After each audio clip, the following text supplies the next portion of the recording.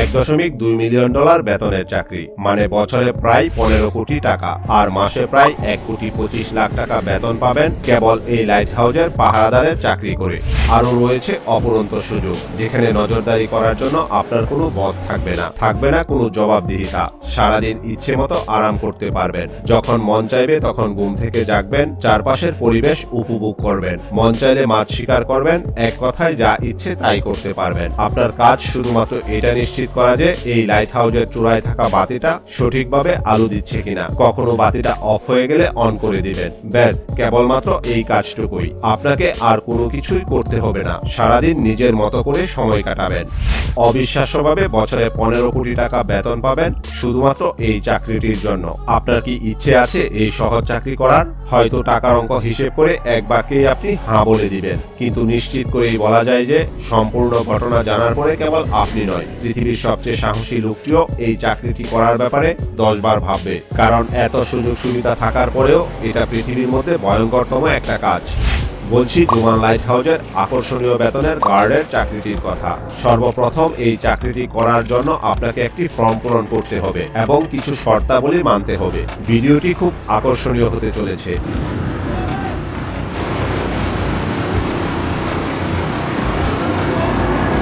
ভিডিওতে দেখানো ছবিটি একটি উদ্ধার অভিযানের সময় তোলা, যেখানে স্পষ্টভাবে দেখা যায় যে লাইট হাউসে থাকা লোকটিকে ভয়ঙ্কর ঢেউ 3 পাশ থেকে ঘিরে রয়েছে।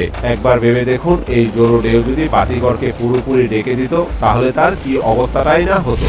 এইসব জেনেও আপনার যদি এখনো এই চাকরির জন্য আবেদন করার সাহস থাকে, তবে আর কি কি মহাবিপদ আপনার জন্য এখানে উঠতে রয়েছে সেগুলো জানাতে চলেছি। তার আগে চলুন জেনে আসি কেন এই লাইট হাউসগুলো সমুদ্রের মাঝখানে স্থাপন করা হয়, আর এর কাজই বা কি, কেনই বা এর উপর সবসময় নজর রাখতে হয় এবং কি কারণে লাইট হাউসগুলোর আলো সর্বদা জ্বালিয়ে রাখতে হয়। রহস্যময় এই লাইট হাউসের গা ছমছম করা ইতিহাসের আদ্যপান্ত জানতে হলে আমাদেরকে কয়েক বছর পেছনে যেতে হবে, যেখানে আমাদের দেখতে হবে কিভাবে বাতিঘরের ধারণা শুরু হয়েছিল।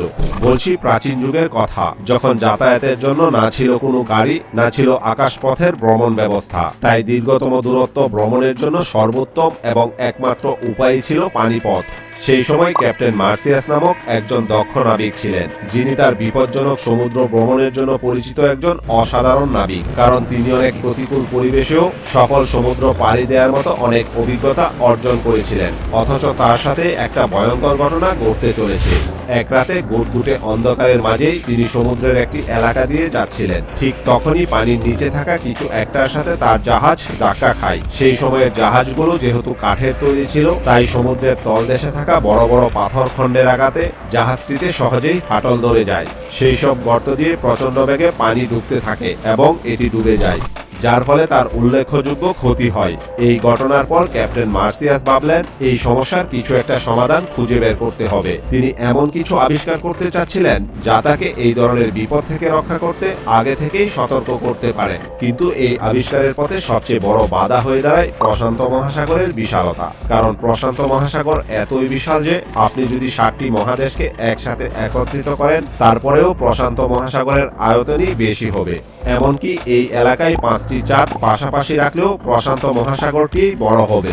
প্রাচীনকালে যখন নাবিকরা খোলা জলে যাতায়াত করতেন, তখন তাদের কোনো ধারণা থাকতো না যে পরবর্তী তীর কত দূর বা কোন দিকে। এমনকি সমুদ্রের তলদেশে থাকা কোনো কিছু সম্পর্কেও তাদের ধারণা থাকতো না। তখনকার দিনে নেভিগেশন ছিল সবচেয়ে বড় সমস্যা। চলার পথ সম্পর্কে নাবিকদের গাইড করার জন্য কোনো জিপিএস বা কোনো উন্নত ব্যবস্থা ছিল না। তাই তাদের সামনে থাকা রাস্তা সম্পর্কেও কোনো আইডিয়া থাকতো না, কারণ সেই সময় পথ নির্দেশের জন্য এমন কোনো প্রযুক্তি ছিল না যা তাদের রাস্তা চিনতে সাহায্য করতে পারে।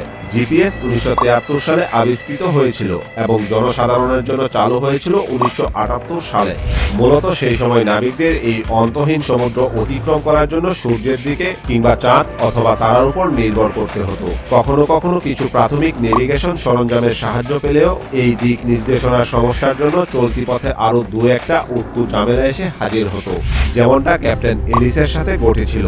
একবার ক্যাপ্টেন ক্যাপ্টেন এলিস তার নাবিকদের সাথে নিয়ে প্রশান্ত মহাসাগর পাড়ি দিচ্ছিলেন। সে সময় একদিন রাতে হঠাৎ করেই পুরো আকাশ ঢেকে যায় কালো মেঘে। নেভিগেশনের জন্য যে নক্ষত্রগুলোকে তারা অনুসরণ করছিল, ঘন মেঘের কারণে সেগুলো দেখা যাচ্ছিল না। তারপর একটি প্রবল ঝড় সাগরের এই অংশে আঘাত হানে। নাবিকেরা তখন দিশেহারা, কারণ জাহাজটিকে পরিচালনা করার জন্য তারা কোনো দিক নিশানা খুঁজে পাচ্ছিল না।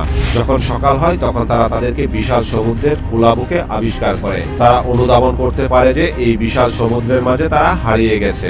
সে সময় তাদের কাছে যথেষ্ট পরিমাণ খাবার মজুদ ছিল না। অবশিষ্ট যা ছিল সময়ের ব্যবধানে তা শেষ হয়ে যায়। তখন তাদের কাছে না ছিল কোনো খাবার, না ছিল কোনো পানি।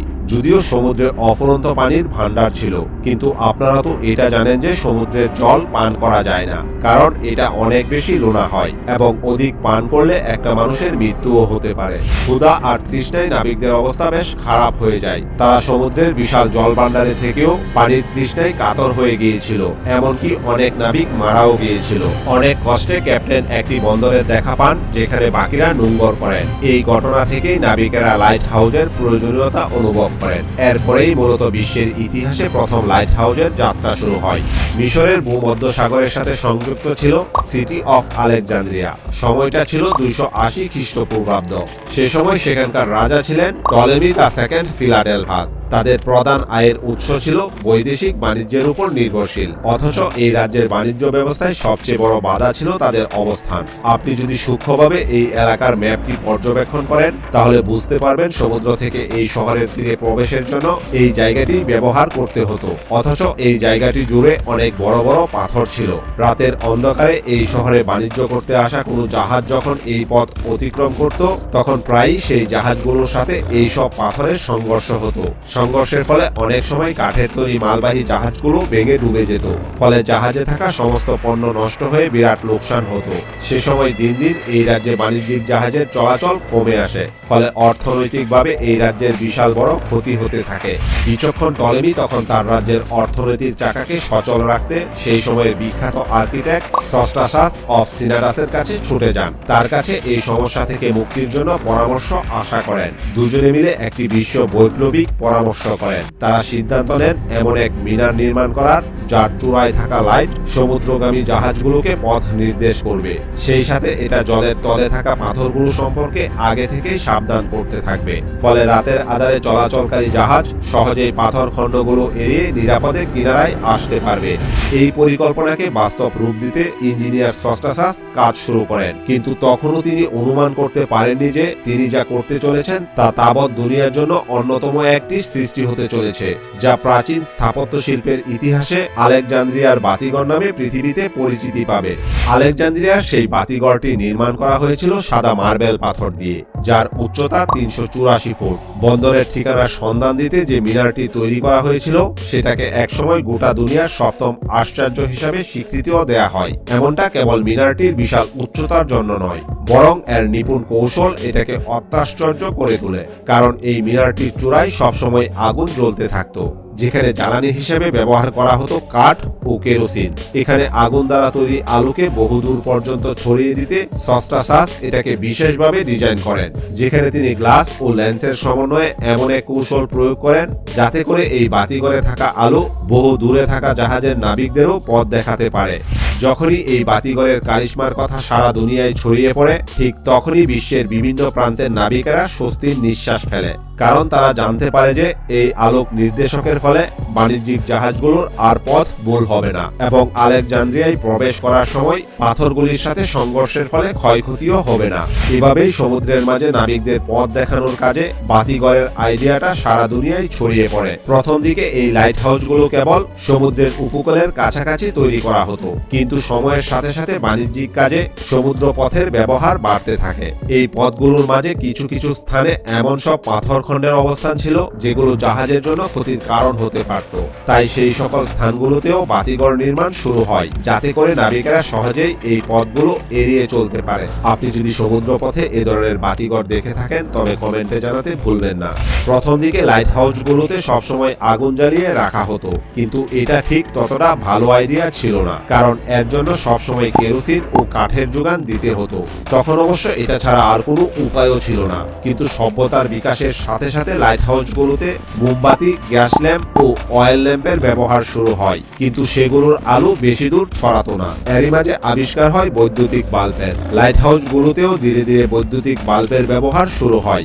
এই লাইটগুলোর আলো কয়েক মাইল দূর পর্যন্ত ছড়িয়ে দিতে তখন বিশেষ এক ধরনের লেন্স তৈরি করা হয়, কিন্তু সেখানেও সমস্যা রয়ে যায়। এই লাইটগুলোর আলো অনেক দূর থেকে দেখা যেত না, কারণ 1800 বার আলো প্রতিফলনকারী এই লেন্সগুলো সেট করা হতো বাল্বের পেছনে।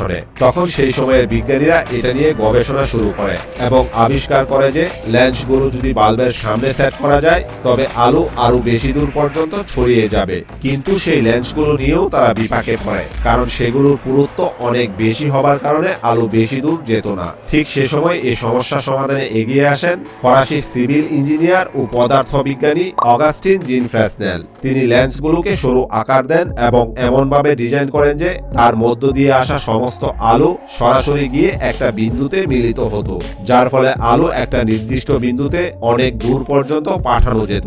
বর্তমান সময়ে সমুদ্রে থাকা সব লাইট হাউসগুলোতে ফ্রেসনেলের সেই লেন্স ব্যবহার করা হয়। লেন্সের এই আবিষ্কার লাইট হাউসগুলোকে নতুন রূপ দিয়েছিল, যে কারণে এখন পর্যন্ত উত্তাল ও দুর্গম সমুদ্রের বুকেও জাহাজগুলো নিরাপদে চলাচল করতে পারে। লাইট হাউসের এই ভয়ঙ্কর দিকগুলো জানার পরেও কি এই চাকরির ব্যাপারে আপনার আগ্রহ আছে? যদি আপনার উত্তর হয় হ্যাঁ, তবে বলতেই হবে আপনি সাহসী। আর আপনার মতো সাহসী মানুষরাই এখানে চাকরি করে থাকেন, যাদের কাজ কেবলমাত্র এই জুমান লাইট হাউসকে পাহারা দেয়া এবং এটা নিশ্চিত করা যে সেখানে থাকা লাইটটি যথাযথভাবে আলো দিচ্ছে। আর এই কাজের জন্যই বছরে বেতন দেয়া হয় 15 কোটি টাকা।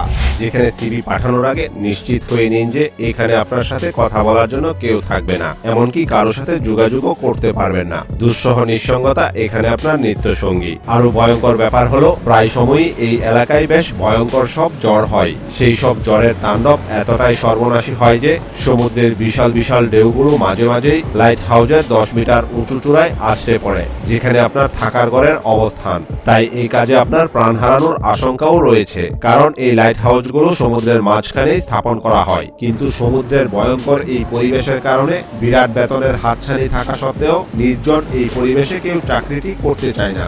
আপনি হলে কি করতেন তা কমেন্টে জানাতে ভুলবেন না। ভিডিওটি ভালো লাগলে তথ্যগুলো অন্যদের জানাতে শেয়ার করতে পারেন।